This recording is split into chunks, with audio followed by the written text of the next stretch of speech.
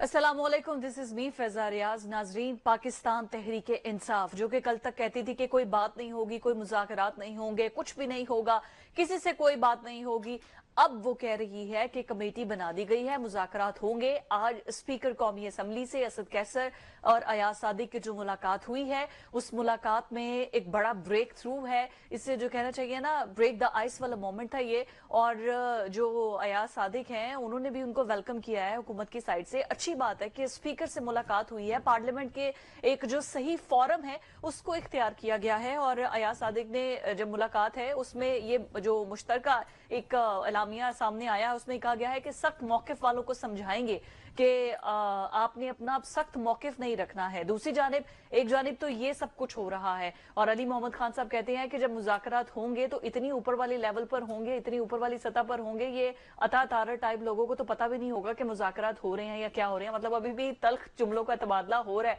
और आज भी हुकूमती वज़रा देव सारा दिन प्रेस कॉन्फ्रेंस करते रहे हैं और पीटीआई को जलील करते रहे हैं कि अब किस मुंह से हमसे मुज़ाकरात करने आ रहे हैं। मतलब इतनी कड़वाहट के साथ अगर दोनों जानिब शोला बयान होगी, ऐसे जुमलों का तबादला होगा, तो उसमें मुज़ाकरात क्या ही हो पाएंगे इतनी कड़वाहट में। But still there is a hope कि मुज़ाकरात हो, अच्छे से मुज़ाकरात हो, चाहे ऊपर वालों से हो चाहे नीचे वालों से हो, लेकिन एटलीस्ट मुज़ाकरात तो हो रहे हैं ना। अब दोनों जानिब से सीरियस है। लेकिन on the other hand Aleema Khanum ये कह रही हैं कि मेरे भाई जो कि जेल में बैठे हुए हैं वो बड़े नाराज हैं। वो ये सब मुज़ाकरात पर तो बहुत फोकस्ड कर रहे हैं कि मुज़ाकरात करने हैं, लेकिन जो सिविल नाफरमानी की कॉल दी गई थी उस पर कोई बात नहीं कर रहा है। तो इमरान खान उस पर बड़े नाराज है। दूसरी जानिब जनरल फैज हमीद पर जो कोर्ट मार्शल हुआ है उनका चार्जशीट जारी कर दी गई है। और उसके बाद ये जो एक टर्निंग पॉइंट आया ना, ये बहुत अच्छा है। अच्छा, क्या कुछ कहते रहे हैं ये मुज़ाकरात पर हुकूमती वज़रा की टीम और ये ऑपोजिशन वाले, हम आपको सबकी गुफ्तगू सुनाते हैं। गुफ्तगू आपने सुनी है जी मुज़ाकरात पर। मैं तो शबली फराज की गुफ्तगू सुन के हैरान हूँ कि कह रहे हैं कि हम आपके भाई हैं, ये हमारे ही लोग हैं, पाकिस्तानी हैं और इनसे सियासी इख्तलाफात हैं। मतलब दिस इज अ गुड। मैं उसको कोई सार्केस्टिक या नेगेटिव वे में नहीं कह रही। इसार राना साहब जुल्फिकार आज साहब मेरे साथ मौजूद है। राहत साहब से पहले मेरा दिल है आज कि राना साहब से गुफ्तगू का आगाज करें कि शिबली फराज और इतनी प्यारी गुफ्तगू, असद कैसर की गुफ्तगू, वो तो कह रहे हैं कि हम तो मुज़ाकरात के लिए थे। कल बैरिस्टर गौहर और फैसल वावड़ा की हमने आपको गुफ्तगू सुनाई थी। क्या बात है भैया, एकदम से भाई इतनी मोहब्बत। राना साहब, क्या किस तरह से देख रहे हैं आप पीटीआई की इतनी मोहब्बत को? तो पहले नून लीग तो नहीं ज्वाइन करने लगे? इस बात के हक में हूं कि पाकिस्तान में सियासी मसाइल का हल सियासी टेबल पे होना चाहिए और जो सियासतदान हैं उन्हें किसी और दर पे सजदा करने के बजाय टेबल के ऊपर आके बात करनी चाहिए।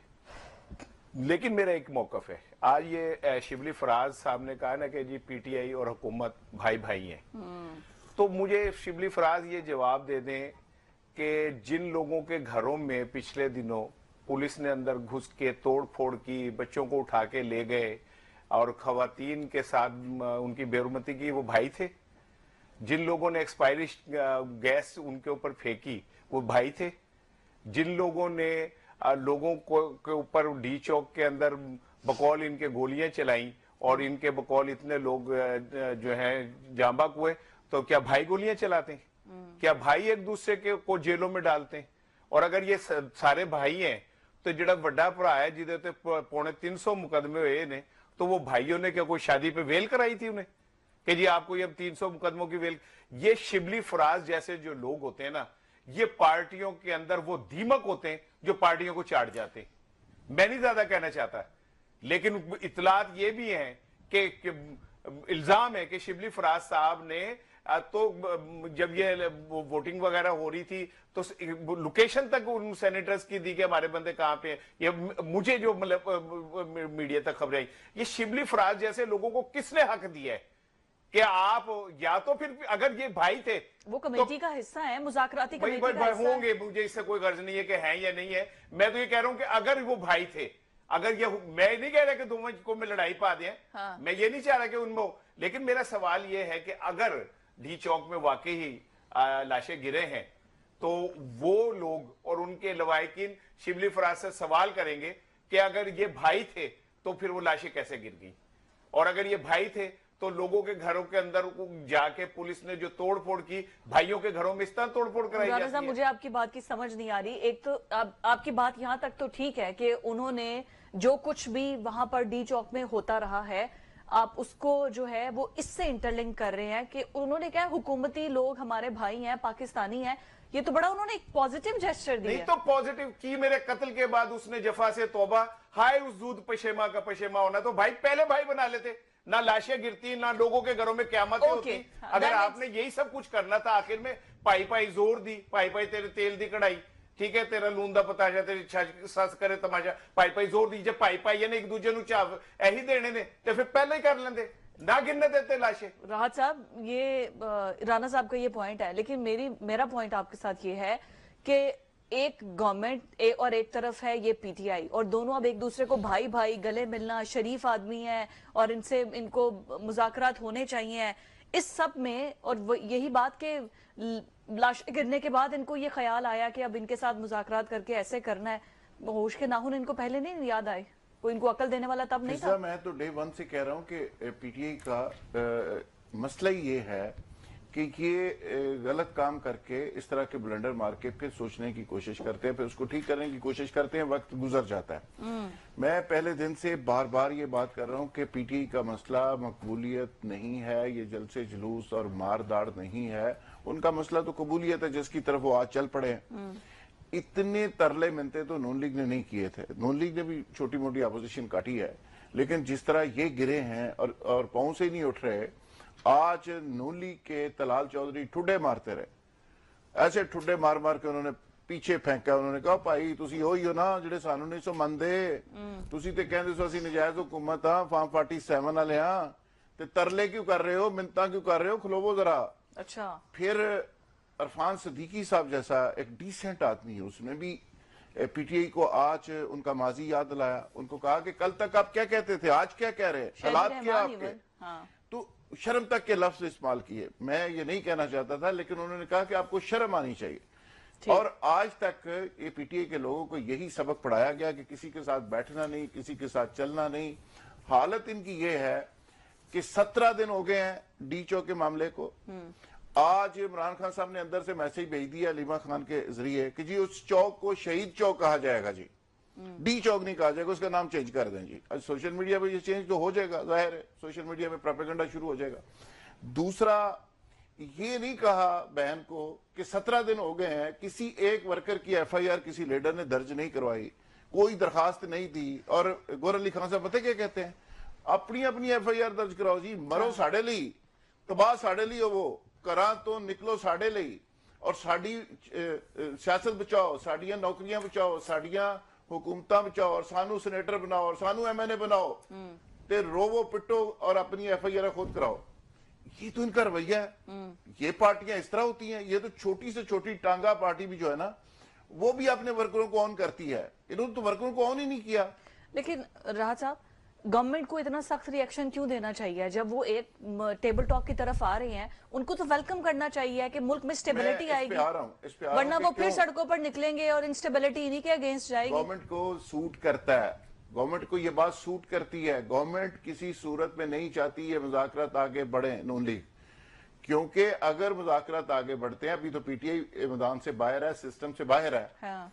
फिर वो अंदर आ जाएगी। जब अंदर आएगी तो नून लीग की गवर्नमेंट को इधर उधर करना पड़ेगा। इनको नाक में तो दम आप करेगी। मुझे बताएं कि नून लीग को कैसे ये पसंद होगा, कैसे बारे में होगा, और कैसे वो इसको आगे बढ़ने देंगे। वो तो रेजिस्ट कर रहे हैं, वो Fair तो point.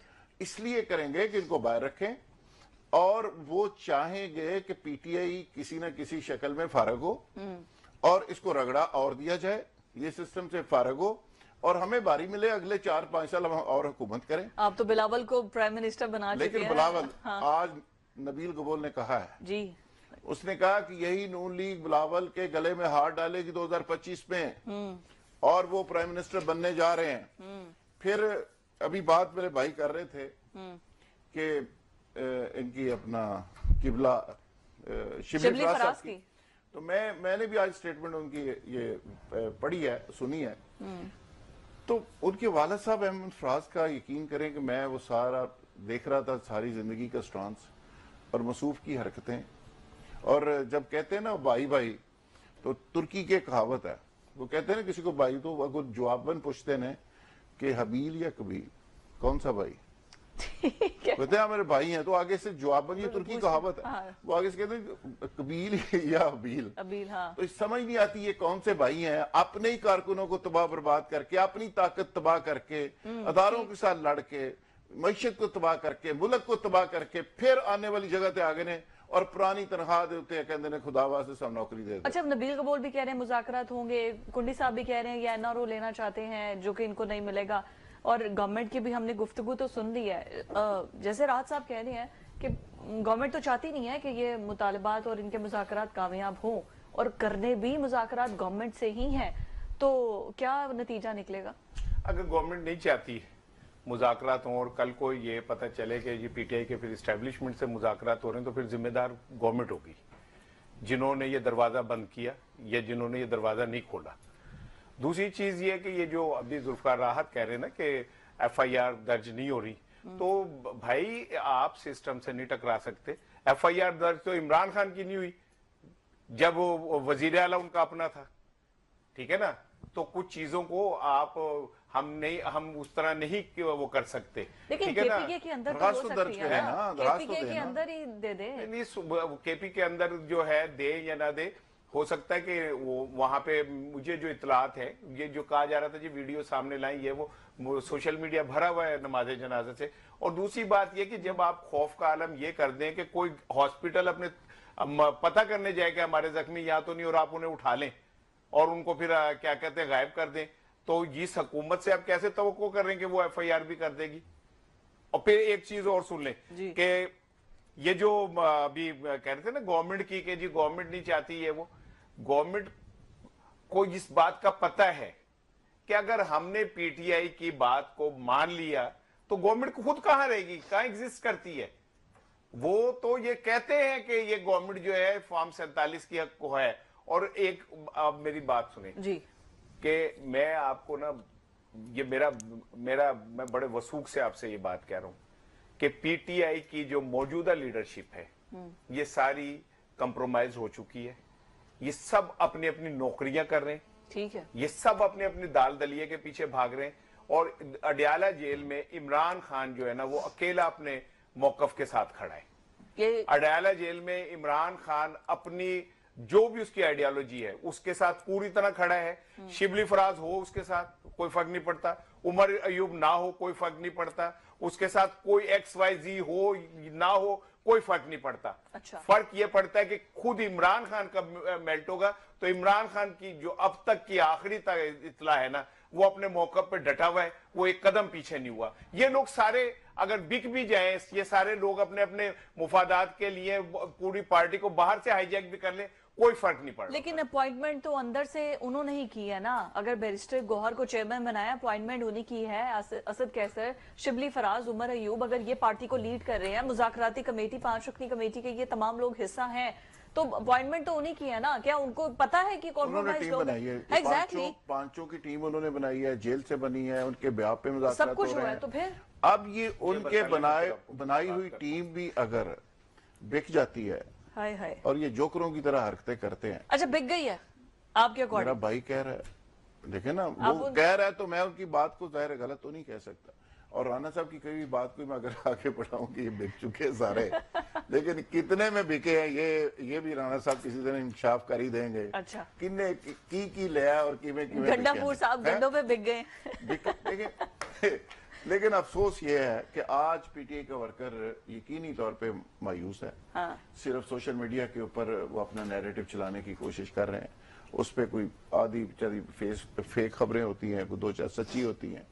अब जो डी चौक को कहा जी शहीद चौक बना दें, उसको क्या फलाना चौक बना दें। राणा साहब कहते हैं जी खौफ बहुत ज्यादा है। वही खौफ ये नून लीग के दौर में भी था, वो दरखास्तें देते रहे, तरीके लबैक के खिलाफ भी था, उन्होंने ऑन रिकॉर्ड दरखास्तें दी, फेस किया, पीपल्स पार्टी के खिलाफ था, MQM के खिलाफ था। सारे लोग थानों में जाते थे, दरखास्तें देते थे, दरखास्त देनी नहीं कोई भी गया।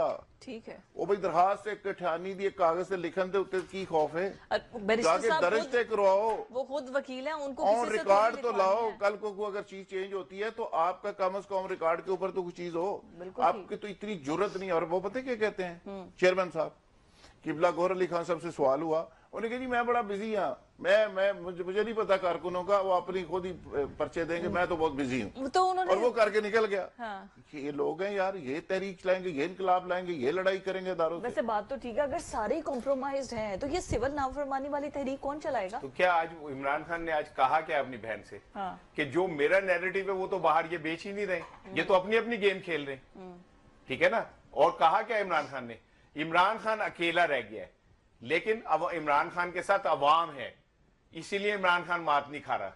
और दूसरी बात यह कि मैं आपको बताता हूं कि ये थोड़े दिनों में ये सारी क्यादत एक्सपोज हो चुकी है, नई क्यादत पीटीआई की आएगी, उनमें कुछ लोग ऐसे भी होंगे जो समहाउ पीटीआई से दूर हो गए थे और वो वापसी करेंगे, ठीक है ना। उनके मामला बातचीत और चीजें सेटल हो गई हैं। पीटीआई को अब एक नई लीडरशिप का चाहिए एक वर्षन, वो तैयार है। हमारे कुछ दोस्तों को अहम ज़बानदारी मिलनी चाहिए, बस हमारी तो ये मिलेगी, आप बेफिक्र हैं। और दिल छोटा क्यों करते हैं? हाँ, दूसरे ये कि ये जो भाई भाई कहता है ना, मुझे काबिल से ज्यादा बरादरान यूसुफ से डर लगता है। अच्छा। काबिल ने तो बंदा मार दिया था, ये बेच देते हैं, ये ज्यादा खतरनाक होते हैं। बंदा मर जाए, गल मुक जाती है, ये बेच देते हैं, ये बरादरान यूसुफ। तो ऐसे भाइयों से जरा एहतियात करनी चाहिए। अच्छा जी, मुज़ाकरात की जो आप बात कर रहे हैं, मैं खबर अपने ऑडियंस से आपसे भी शेयर कर लूं कि हुकूमत ने ये शर्त आयद की है कि सिविल नाफरमानी वाली कॉल वापस लें और उसके बाद मुज़ाकरात। वो इमरान खान के सामने खड़े कर रहे हैं ना इस क्यादत को, आप समझे, इस क्यादत को इमरान खान के सामने खड़े कर रहे हैं। और इस क्यादत ने पीटीआई को बहुत बुरी तरह जलील करवाया है। जिस तरह भीख मांग के ये मुज़ाकरात कर रहे हैं ना, उससे आम वर्कर के दिल में ये पैदा हुई कि यार इतने खौफजदा लोग हैं, ये इतने डर हुए हैं कि ये जनाब अली मुज़ाकरात भी भीख की तरह कर रहे हैं और सामने वाले जो है वो उसका मजाक उड़ा रहे हैं। तो ना करें मुज़ाकरात। आप जिसने अंदर रहना है, इमरान खान ने, वो तो अंदर ही है, तानू की फर्क पै रही है, उसको बाहर तो कोई फर्क नहीं पैदा। उसको बाहर निकालने के लिए ही तो मुज़ाकरात कर रहे हैं राना साहब। जो दो मुतालबात इमरान खान ने जो रखे हुए, उसमें उसको अपना नहीं लिखा हुआ कि मुझे बाहर निकालना है। वो दी चौक वाली सारे का सारा पूरे का पूरा जो वाकया हुआ, उसका मुद्दा क्या था? बुशरा बीबी ने क्या कहा था कि जब तक खान बाहर नहीं आएगा हम यहाँ से नहीं जाएंगे। पूरे का पूरा मुद्दा ये था। पहले वो पार्टी बुशरा बीबी कहाँ पे आजकल? वैसे मैं वैसे that is a good question कि वो कहाँ है। ना अब उनकी बहन उस तरह से सामने आ रही है, उनका कोई बयानिया लेकर, ना बुशरा साहिबा की कोई खबरें आ रही है ना। जो उसकी मशीर थी यूसुफ जही साहबा, वो भी फारग हो गई हैं। अब बस वो यही बात है ना कि लेट्स सी आगे क्या कुछ होता है। दोबारा गिरफ्तार इसका पता कोई नहीं है कि आगे वो कहां पर गायब हैं, क्या कुछ है। अलबत्ता तोशाखाना 2 के हवाले से इमरान खान पर फर्दे जुर्म आयद हुई है और तोशाखाना 2 केस में कितनी घड़ियां उन पर डाली गई हैं, ब्रेक के बाद आपको बताते हैं। ब्रेक के बाद खुश आमदीद। और हम अब बात करेंगे कि कुछ अदालत के अंदर जो केसेस लगे हैं तोशाखाना 2 के हवाले से, बुशरा बीबी और इमरान खान पर फर्दे जुर्म आयद हो गई है। 7 घड़ियां इस केस में शामिल की गई हैं और उसके साथ साथ जो आपको याद होगा इलेक्शन से पहले उन पर एकदम से इद्दत के निकाह केस में, तोशाखाना केस में कोई उनको 31 साल की सजा हो गई थी दोनों मियां बीवी को, और उसके बाद एकदम से तमाम जमानतें हो गई थी। तो फिर अचानक एक केस बनाया गया तोशाखाना रेफरेंस 2 और उसमें कहा गया कि 7 घड़ियां हैं और कुछ कीमती तहाइफ है जो कि इन्होंने वहां से निकाले हैं, विदड्रॉ किए हैं तोशाखाना के अंदर से। और फिर एक नया रेफरेंस दायर किया गया, इनमें फिर उनको दोबारा से शामिल तफ्तीश किया गया और अब इन पर फर्दे जुर्म आयद कर दी गई है। उधर जनरल फैज उनकी चल रही है, एक तरफ मुज़ाकरात चल रहे हैं, दूसरी जानिब एक अहम केस पर फर्दे जुर्म आयद कर दी गई है। ये टाइमिंग बड़ी इंपॉर्टेंट है। और इसके अलावा जो प्रैक्टिस एंड प्रोसीजर बिल है उसकी जो दरख्वास्तें थी वो आज सुप्रीम कोर्ट की जानिब से खारिज कर दी गई हैं। और जो 26वीं तरमीम थी उसमें यह कहा गया था कि जजेस की तादाद को अप टू 34 तक किया जाएगा। तो मजीद रावलपिंडी बेंच से कौन से जजेस शामिल किए जाएंगे वो 2 नाम फाइनल हो चुके हैं। बट उससे भी पहले एक बड़ी खबर जो कि राहत साहब ने हमसे शेयर करनी है कि काबीना का हुजूम बढ़ाया जा रहा है शहबाज गवर्नमेंट की। तो कौन से नए वज़रा होंगे, कौन सी नई वजारतें बनाई गई हैं? मुबारक हो, गरीब अवाम पे जो अमीर हुक्मरान है उसका हुजूम और साइज बड़ा होने जा रहा है। तो राहत साहब, पहले तो 70 रुकनी काबीना थी इनकी केयर टेकर, ये जो एक पीडीएम गवर्नमेंट थी, अब कितने रुकनी होगी? देखिए जी, गवर्नमेंट बहुत प्रेशर में थी पिछले दिनों, लेकिन पीटीआई की नालायकियों की वजह से और मसलसल नालायकियों की वजह से अब वो दबाव से बाहर भी आ गई है और गवर्नमेंट दोबारा से स्टेबिलिटी की तरफ जा रही है। और बजाय इसके कि गवर्नमेंट खत्म होने की बातें जो हो रही थी, पेशिनगोइयां हो रही थी, क्या सरैयां हो रही थी, वो खत्म हो गई हैं और गवर्नमेंट अब अपनी कैबिनेट के अंदर इजाफा करने का सोच रही है। अच्छा। 10 नामों को मजीद शामिल किया जा रहा है, जिसमें सरदार यूसुफ, तारक फजल चौधरी, बैरिस्टर अकील मलिक को वफाकी काबीना में शामिल करने का फैसला किया जा रहा है। हनीफ अब्बासी, साद वसीम, शेख आफ्ताब को भी कंसीडर किया गया और 2 खवातीन भी उसका हिस्सा होंगी। तो ये सवाल आपका बड़ा रेलेवेंट है कि मौजूदा हालात के अंदर जब पाकिस्तान की जो माशी सूरत हाल है, इन हालात के अंदर ये कौन से ऐसे इम्पोर्टेंट लोग हैं जो अगर कैबिनेट का हिस्सा बन जाएंगे और इससे बहुत ज्यादा कोई बेहतरी आएगी। लेकिन इसका एक ही सिग्नल है जो मेरे तजिए का जो एंगल हो सकता है कि पीटीआई की कमजोरी की वजह से, पीटीआई की गलत पॉलिसियों की वजह से गवर्नमेंट बजाय इसके कि वो अपने बचाव में लगे, वो अपनी पार्लियामेंट, अपनी कबीना को एक्सटेंड कर रही। हाँ, उसको लेकिन तो ये अगर बिलावल आ रहे हैं होता है 2025 में और पीपल्स पार्टी और रजीम चेंज और शहबाज शरीफ जा रहा है, तो फिर कबीना का हुजूम बढ़ाने का बेसिकली सिग्नल ये होता है कि गवर्नमेंट ये मैसेज दे रही होती है कि वो कंफर्टेबल है, वो कहीं नहीं जा रही। हाँ। तो इन हालात के अंदर जो ऐसे फैसले किए जाते हैं तो ये बेसिकली एक सिग्नल नहीं। अगर ये फैसला अगर हो जाता है हाइपोथेटिकली, तो आई मीन फिर बिलावल तो प्राइम मिनिस्टर और ये दोनों बड़ी अलग कॉन्ट्रडिक्ट हो जाएंगी ये दोनों बातें। इस पे मुकाबला चल रहा है। अच्छा। नून लीग पूरी तरह से कोशिश कर रही है और शहबाज शरीफ साहब कोशिश कर रहे हैं, और शहबाज शरीफ और मियां साहब, बड़े मियां साहब, उनका एक नेटवर्क है सऊदी अरब से चीन तक फैला हुआ। इसी तरह पीपल्स पार्टी का भी एक नेटवर्क है। और जैसे नबील गबोल ने आज कहा, बड़े कॉन्फिडेंस के साथ कहा कि जी यही लोग हार डालेंगे और बिलावल 2025 में प्राइम मिनिस्टर बनने जा रहे हैं। इसका मतलब ये है कि शहबाज शरीफ जो शहबाज स्पीड और पंजाब के अंदर 3 दफा चीफ मिनिस्टर और फेडरल के अंदर दूसरी दफा, अगर वो इस सिस्टम को नहीं हिला जा सके, नई चीजों को आगे लेके चल सके, तो आप क्या सोच सकती हैं कि पहली दफा बिलावल ने प्राइम मिनिस्टर बनना है तो वो दूध और शहद की नहरें कहां से बहा देंगे? वो कौन सी स्टेबिलिटी ले आएंगे? वो हालात को कैसे बेहतर कर देंगे? इसलिए आपके और मेरे लिए और आम आदमी के लिए फिर कोई मेरा अच्छी खबर एक नहीं अहम सवाल है, मैंने आपसे ही करना है, लेकिन मैं पहले राणा साहब की तरफ आ जाऊं कि अगर तो यही सब कुछ होना है तो क्या ये जो इतनी बड़ी कैबिनेट है, अभी तो पीपल्स पार्टी उसमें शामिल नहीं है, तो क्या अगर बिलावल प्राइम मिनिस्टर बनते हैं तो फिर नून लीग क्या उस कैबिनेट का हिस्सा होगी कि नहीं? मैं राणा साहब से हो जाऊं, फिर आपसे इसका जवाब लेती हूँ। राणा साहब, फर्दर जुर्म आयद हो गई तोशाखाना केस 2 में, मुज़ाकरात भी चल रहे हैं, उधर जनरल फैज पर का भी मसला बिगड़ा हुआ है, मतलब हर तरीके से इमरान खान फंसा हुआ है। कोई बात नहीं, फिर क्या वो फंसा हुआ है तो लोगों की जिंदगी में इम्तहान आते हैं। हाँ। और जो इन इम्तहानों से कामयाब होकर निकल जाता है वही हीरो होता है। ठीक है ना? तो ये कोई ऐसी बात नहीं है। अलमिया हाँ इसमें एक छुपा हुआ है कि हमेशा मकबूल लीडरशिप ही इस तरह के अलमियों का क्यों शिकार हो जाती है और क्या वजह बनती है। और दूसरा, मैं अपने जुल्फकार रात भाई की बात को आगे बढ़ाऊंगा कि इन्होंने जैसे कहा कि उनका नेटवर्क बड़ा है सऊदी अरब, चीन, अब पीपल्स पार्टी, तो फिर अवाम और वोट और जमहूरियत कहाँ स्टैंड करते हैं? अगर खैरात में सऊदी अरब की या चीन की खैरात में किसी ने वजीर आजम बनना है तो फिर ये जमहूरी निज़ाम और ये अवाम और ये सब कहाँ मैटर कर रहे हैं? कोई है आइन, कोई इंतखाब, कोई वोट, कोई आददी इकाई अवाम की कोई कहीं मैटर कर रही है? कहीं इज्जत है उसकी कोई? अगर हमने गैर मुल्की आकाओं के ऊपर कहने के ऊपर ही वजीर आजम बनाने हैं तो फिर इस सिस्टम को सारे को लपेट दे, फेंके भाड़ के अंदर इस सिस्टम को, और कह दे कि जिसे सऊदी अरब चाहेगा वो वजीर आजम होगा, जिसे अमेरिका चाहेगा वो वजीर आजम होगा, जिसे चीन चाहेगा वो वजीर आजम होगा। फिर आप हमें बेवकूफ क्यों बनाते हैं हर 5 साल बाद इलेक्शन के नाम पे? फिर आप हमें ये क्यों यकीन दिलाते हैं कि ये जमहूरी निजाम है और इस जमहूरी निजाम के अंदर हम जमहूरियत के तरीके से लोगों को मुंतखब करते हैं? फिर आप ऐसा करें कि आइन फाड़ के फेंक दें और उसके ऊपर लिख दें कि सऊदी अरब, चीन, अमेरिका, फला फला मुमालिक की ख्वाहिश के ऊपर ये मुल्क चलेगा, छोड़े सारी चीजों को। और दूसरी बात ये सुन ले, ये जो आपने कहा ना कि उन पे फर्द जुर्म लग गई है, वो इमरान खान पे मेरा ख्याल है जो काउंटिंग हुई है वो 186 मुकदमात हैं अभी भी जी।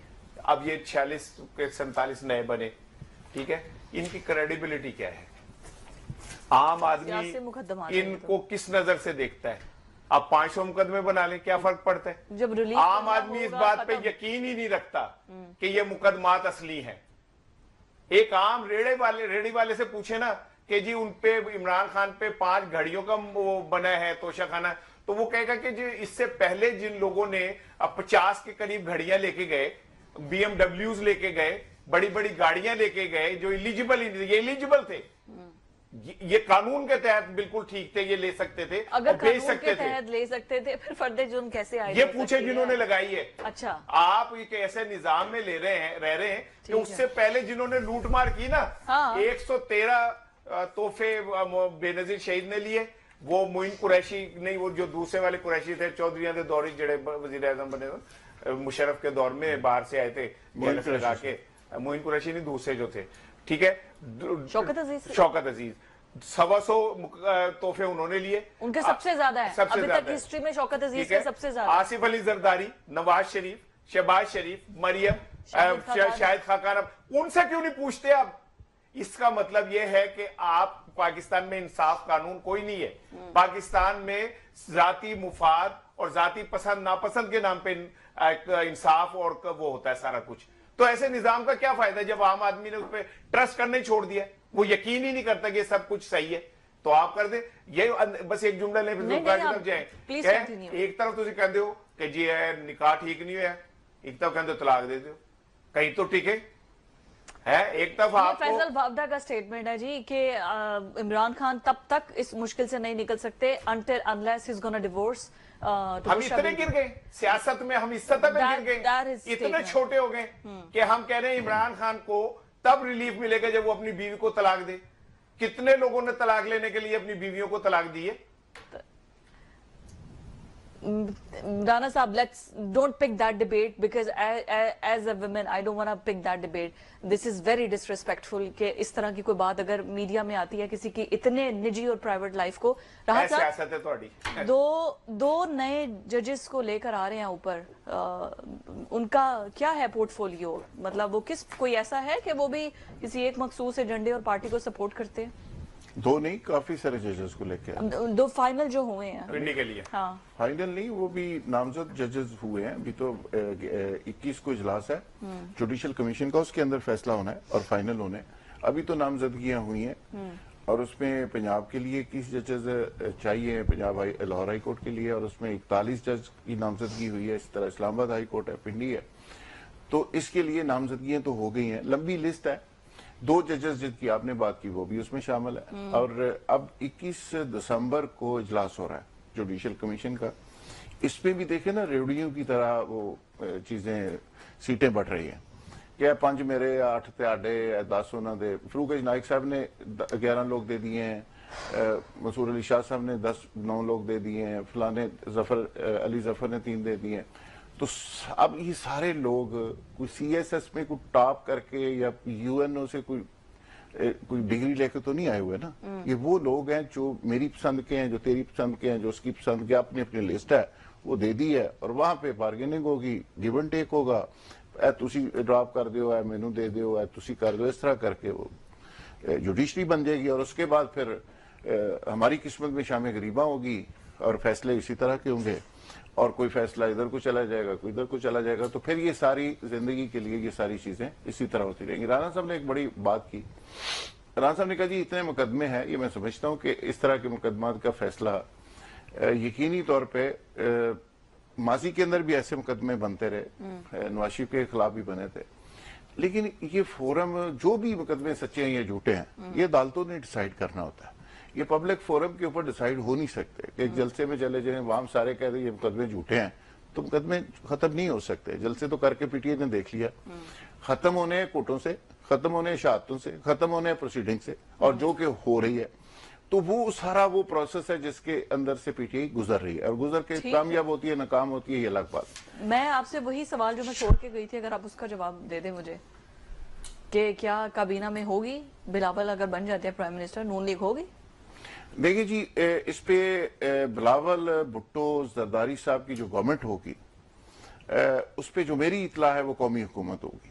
और कौमी हुकूमत के अंदर ये जो मुज़ाकरात चल रहे हैं, ठीक हो, PTI को भी ऑन बोर्ड करने की कोशिश की जा रही है, सारी पार्टियां उसका हिस्सा होंगी, और कोशिश ये हो रही है कि आगे जो भी गवर्नमेंट हो वो एक कौमी हुकूमत हो। और PTI का सॉफ्टवेयर अपडेट जो किया गया है वो इसलिए किया गया है कि आप जलसे जुलूस और ये सारी इंतशारी प्रोग्राम बंद करें Right. और आप भी अच्छे बच्चों की तरह पॉलिटिकल सिस्टम का हिस्सा बने, कैबिनेट का हिस्सा बने, और जो हिस्सा बकदरे जुस्सा मतलब आपको भी आता है वो लें इफ पीपल्स और पार्टी आराम कम की तो तरफ। नेशनल एक गवर्नमेंट होगी, इसी वजह से ये सब नेशनल गवर्नमेंट कॉम्प्रोमाइज लोग होंगे। वो एक कंसेप्ट बनाया गया है कि उसमें जो सुलह जो और अच्छे लोग मफाहमती किस्म के लोग होंगे हर पार्टी से, जो उस पर मजामती लोग होंगे उनकी शायद गुंजाइश कम होगी, और उस पर मेरिट भी देखा जाएगा और कॉम्पिटेंसी भी देखी जाएगी।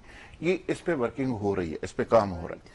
और बिलावल भुट्टो जरदारी साहब को एक ऐसा बॉल बना के पेश की जाएगी कि छक्के चौके मार सकें, उनको हालात ऐसे पैदा करके देने की कोशिश की जाएगी।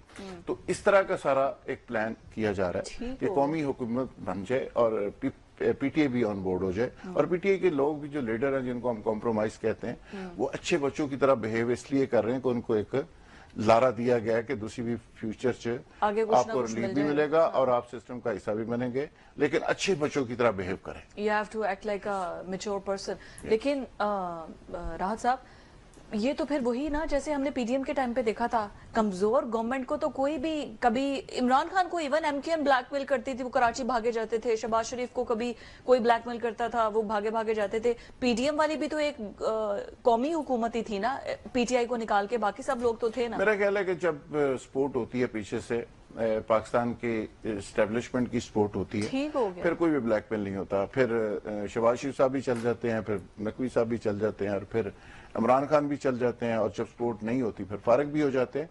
तो मेरा ख्याल है कि पाकिस्तान के अंदर एक बड़ी एक तवाज़न वाला जो ताकत होती है, जो सोलो फ्लाइट की कोशिश करता है, जो अदारों से टकराने की कोशिश करता है, जो रियासत से लड़ने की कोशिश करता है, जो खुद डेमोक्रेसी के जरिए आता है और डिक्टेटर बनने की कोशिश करता है, उसका फिर हाल ये होता है, फिर वो सारे उसको ब्लैकमेल भी ये करते हैं। सबसे बड़ी बात है कि अगर आ जाती है जो नेशनल गवर्नमेंट का एक कॉन्सेप्ट दिया जा रहा है, तो फिर क्या पीटीआई उसमें होगी?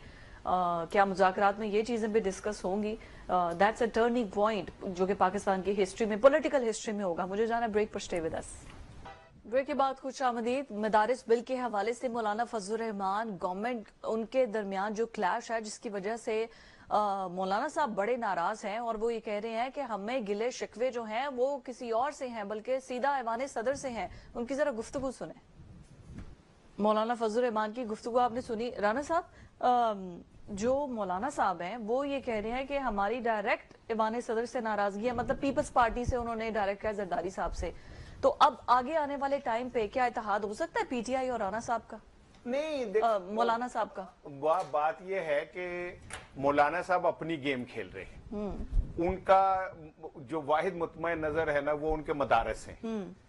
इस इतने बड़े आदमी की जो जान है वो मदारस के तोते के अंदर है, ठीक है। वो उसे बचाना चाह रहे हैं क्योंकि उसके पीछे और बहुत सारी चीजें हैं। ये कहीं कोई पॉलिटिकल झगड़ा नहीं है, और शायद इन्हें थोड़ा सा टफ टाइम इसलिए दिया जा रहा है कि इन्होंने 26वीं तरमीम के अंदर को थोड़ा सा अच्छे बच्चों का सलूक नहीं किया था। बहरहाल ये मैं आपको बता दूं कि मौलाना फजल रहमान चाहे दुनिया इधर की उधर हो जाए, वो पीटीआई के साथ इत्तेहाद करके नहीं चलेंगे। दोनों की सियासत मुतजाद है। मिसाल के तौर पे मौलाना तो अब केपीके में बैठे हुए एहतजाज करने के लिए, केपीके हुकूमत के खिलाफ। तो हाउ इज इट पॉसिबल कि वो विफाक के लिए पीटीआई से कह रहे हैं ना कि हम, हमारे पास अगर हमारी बात नहीं मानी तो फिर हम अवाम के दरमियान चले जाएंगे। वो ठीक है, वो जा सकते हैं, वो जा सकते हैं, लेकिन वो सवाल वही है कि वो इंडिविजुअल जाएंगे, पीटीआई के लिए नहीं जाएंगे, कभी नहीं जाएंगे। अच्छा जी, पीटीआई के लिए मतलब नहीं जाएंगे, नेवर, कभी भी नहीं हो सकता कि पीटीआई तो के फिर लिए गवर्नमेंट के साथ इनके कोई मुज़ाकरात हल हो वो सकते तो हैं? हो ही जाएंगे। अच्छे बच्चे हैं, ये एक कोई टीम दे खिलाड़ी ने, ठीक है। तीनों ने मिलके ही एक रिजीम चेंज करने में अपना किरदार अदा किया। मौलाना को गुस्सा इसी बात का है कि जो माले गनीमत था उसमें पीपल्स पार्टी को सिंध भी मिल गया, सेनेट भी मिल गई, सदारत भी मिल गई, पीटीआई नून लीग को पंजाब भी मिल गया, फला फला, मैनू कुछ भी नहीं मिला। लड़ाई इसी बात की है कि माले गनीमत में मुझे कुछ नहीं मिला, माले गनीमत में मुझे कुछ नहीं मिला। राहत साहब, what's your take on it? देखिए जी, ये तो पाकिस्तान की सियासत का एक बदकिस्मत पहलू है और एक बड़ा तारीख पहलू है कि जिनको गवर्नमेंट मिल जाती है या नौकरी मिल जाती है और सियासी बेरोजगारी खत्म हो जाती है, वो खुश हो जाते हैं। जिनको नहीं मिलती वो गालियां देते रहते हैं, और गालियां देने और लेने वाले कौन है वो आपको पता ही है। तो ये बड़ी अजीबोगरीब एक सूरत हाल है, और मौलाना फजल रहमान साहब को गुस्सा जरूर है कि उससे मिस कमिटमेंट की गई है। ऐवान सदर का मुकीन उन्होंने होना था, सदर का उनसे वादा किया गया था और उन्होंने बड़ा डिलीवर भी किया। जब नवाज शरीफ साहब बाहर गए थे तो सारी फिजा तो उन्होंने बनाई थी। आपको याद होगा वो मार्च लेके इस्लामाबाद तक पहुंचे, सारा अफरादी कुव्वत उन्होंने सप्लाई की और बड़ा प्रोटेस्ट किया। लेकिन आगे चल के मैं जो आपको एक दो खबरें देना चाह रहा हूँ वो ये है जो फैज हमीद साहब से रिलेटेड है, उनके ट्रायल से रिलेटेड है। एक तो ये है कि उस बयानात की रोशनी में इमरान खान का जो मिलिट्री ट्रायल की बात हो रही है, इस पे कहा जा रहा है, दावा किया गया है, कुछ सोर्सेस इस पे क्लेम कर रहे हैं कि इमरान खान का ट्रायल उस पे जा सकता है हर सूरत में। इस सारा जो केस है इसके अंदर से अशरफ शरीफ का जो कत्ल का मामला है वो भी उठ सकता है और उस हवाले से बड़े खौफनाक इंकशाफात सामने आ सकते हैं। ठीक है। और इस पे ये कहा गया कि बहुत सारे इस हवाले से ब्रेक थ्रू हो गया, बहुत सारी चीजें सामने आ गई हैं और आने वाले दिनों में ये फैज हमीद साहब की इन्वेस्टिगेशन से इसका एक रास्ता निकलेगा, सोल्यूशन निकलेगा, एक बम फोड़ा जाएगा और उसका नतीजा क्या होता है वो बाद में देखा जाएगा। इमरान सईद साहब को इससे जोड़ा जा रहा है कि इमरान सईद साहब इसका वो सिरा है, वो जब काबू आ जाएंगे तो ये मसला हल हो जाएगा, गुत्थी सुलझ जाएगी। राज साहब, वैसे मुराद सईद अच्छा, को अरेस्ट करना हो, अगर ये अरेस्ट करना चाहे तो इतनी कोई बड़ी बात नहीं कहते है। हैं जी अफगानिस्तान में वो छोड़ साहब दी। अफगानिस्तान में आजकल बैठे हुए हैं, कब गिरफ्तार होते हैं नहीं होते। उस्मान बुज़दार साहब ठीक। वादा मागुआ बनने के करीब है अच्छा। और कोई उनके बयान रिकॉर्ड हो रहे हैं। गोगी गैंग जो है वो भी सारा इसमें एक्सपोज हो रहा है। ठीक है। और फैज हमीद साहब का एक ऐसा सारा बयानिया सामने आया है कि जिसमें उन्होंने बहुत सारे काबल अफसरों के खिलाफ इंक्वायरियां करवाई और उनको नौकरी से साइडलाइन किया और जो नाअहल और नकम्मे लोग थे उनको लाके अपने नेटवर्क का हिस्सा बनाया। अनदर डे, क्योंकि हमारा टॉपिक है मौलाना फजलुर रहमान। क्यों जरदारी साहब ने दस्तखत नहीं किए मदारिस बिल पे? राना साहब, व्हाट डू यू थिंक? अच्छा, पहले तो मैं अपने प्यारे, इसने तो अभी वो मुझे लगा मौत का मंजर कब्र में क्या होगा वो अजाब सुना दिए कि फला एंजॉय जाएगा। इससे ये पूछे, मेरा सवाल है, जनरल फैज से सियासतदानों ने तो बहुत फायदे लिए ना, हम क्यों नहीं उन साफियों के नाम लाते जिन्होंने जनरल फैज से फायदे लिए? बहुत सारे लोगों ने लिए, ठीक है ना, और अरबोपति करोड़ोपति हो गए वो लोग, हो गए बिल्कुल, ठीक है ना, जनरल फैज के साथ मिलके। चैनलों के इवन मालिक बन गए। इवन ये कि अभी बाजवा साहब के खिलाफ जब कैंपेन चली तो कौन कौन साफी थे जिन्होंने बाजवा साहब के हक में बातें की और कौन कौन थे जिन्होंने नाम ले ना बताएं जरा। रिटायर्ड जो असूल है कि जो 3 साल या 5 साल हो गया कि वो आप कोई एक्टिविटी नहीं कर सकता। 3 इयर्स ना, अभी शायद बढ़ी है, अब 5 साल हो गए, 5 साल हो गई ना जजेस के लिए और इनके लिए पब्लिक तो ऑफिस। बाजवा साहब से कौन कौन सहाफी मिलके उनके हक में बातें वीलॉग करते रहे और बाजवा साहब उन्हें क्या क्या टिप्स देते रहे। इसी तरह जनरल फैज जो है, उनसे जो फैजियाब हुए उन सबके नाम सामने आने चाहिए। सानू तो हर बारी बिल पर ले जो मकराना। कई साफी ने जो दवाइयां बेच रहे हैं आजकल वो भी कॉलम पेड कॉलम लिख देने, तुम पता ही है। और जिनकी तरफ आप इशारा कर रहे हैं, 4-4, 5-5 चैनल लोगों को निकाल के दिए गए। ओ भाई, वो पैसा कहाँ से आया, किधर से आया? और उसमें जो लोग आए बेचारे वो रातों रात बेरोजगार हो गए। राना साहब और ये राज साहब, मौलाना साहब की गुफ्तगू थी, ये इतना मौलाना साहब इतना मजेदार ये बात टॉपिक है हो और रही मुझे है। क्लोजिंग की अभी तरफ तो जाना मैंने इससे है। ये पूछना है, ये कह रहा है कि इतने पैसे खर्चे के जुल्फकार रहा साहब, वो पैसे आए कहाँ से?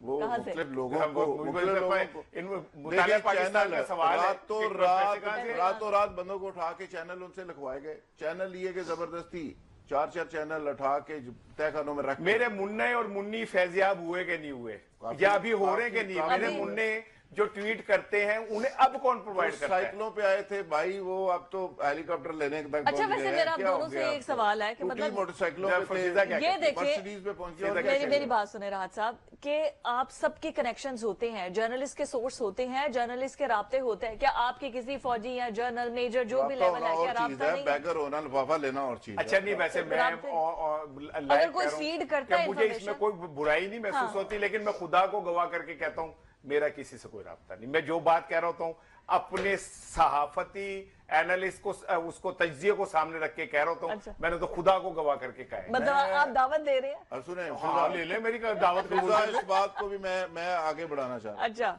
मैं भी अल्फन ये बात कह रहा हूँ कि राब्ते मेरे हैं, आपके तो राब्ते ही नहीं है, लेकिन मैं लिफाफा किसी से नहीं लेता। हाँ, नहीं, वो ठीक ये है। हराम है, मैंने ना टका किसी से लिया और न लेने जी जी, लिफाफों की बात होने लग राब्ते गई जो है। जर्नलिस्ट करते हैं, लेकिन सवाल यह जिन्होंने लिए हाँ जी। हैं उनकी इंक्वायरी क्यों नहीं होती? उस पर जुडिशियल मैंने तो अब कह दिया कि वो जो साफियों ने वो लिए उनके सामने नाम सामने आप तो अभी भी आपके पैसे कितने कम है जो घर लेना है जानते यहाँ पर ये क्या बात हो किराए रही पे है लोग कि- जानवर लोग किराए पे रह रहे हैं। बहरहाल मौलाना फजलुर रहमान, हम प्रोग्राम जी, में एंडिंग की तरफ yes, जा रहे हैं, ये भी दो please. जुमले बोलेगा।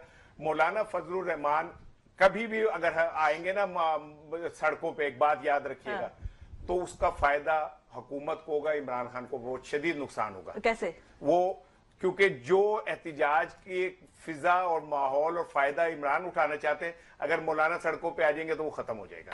अब ये इससे ले लेंगे। जरदारी साहब क्यों नहीं कर रहे sign? What's the reason behind that? मेरा ख्याल है जरदारी साहब इस पे भी बार्गेन करेंगे और फजलुर रहमान साहब अल्टीमेटली मुझे लगता है राम हो जाएंगे, Right. छोटा मोटी आंखें दिखाएंगे और उसके बाद वो बड़ी मोहब्बत करते हैं जरदारी साहब से, जरदारी साहब को उनसे मोहब्बत है, बिलावल उनका बच्चा है ठीक हो और वो गया। अल्टीमेटली अपने हिस्से के मैं ऊपर प्रोग्राम की आके क्लोजिंग की तरफ वो जाऊंगी और क्लोजिंग पर जाते हुए मैं सहमत हो सिर्फ जाए। एक छोटी सी खबर शेयर ये करूंगी कि तमाम सूबाई हुकूमतें जो हैं उनको विफाकी गवर्नमेंट की जानिब से जो बिल्स जारी किए गए हैं 146 अरब रुपए के नादहिंदा हैं ये, जिनमें केपीके की गवर्नमेंट के जिम्मे आते हैं 8 अरब 88 करोड़ रुपए और पंजाब के जिम्मे आते हैं 38 अरब रुपए। ये तमाम लोग जो हैं इन्होंने लेस्को के अभी तक ये नादहिंदा है, जबकि मेपको के जरिए 9 अरब 90 करोड़ की बात है। बलूचिस्तान हुकूमत के 39 अरब 60 करोड़ पे, सिंध हुकूमत के 59 अरब 68 करोड़ पे बकाया जात है, जो कि इन्होंने फेडरल गवर्नमेंट को नहीं दिए हैं।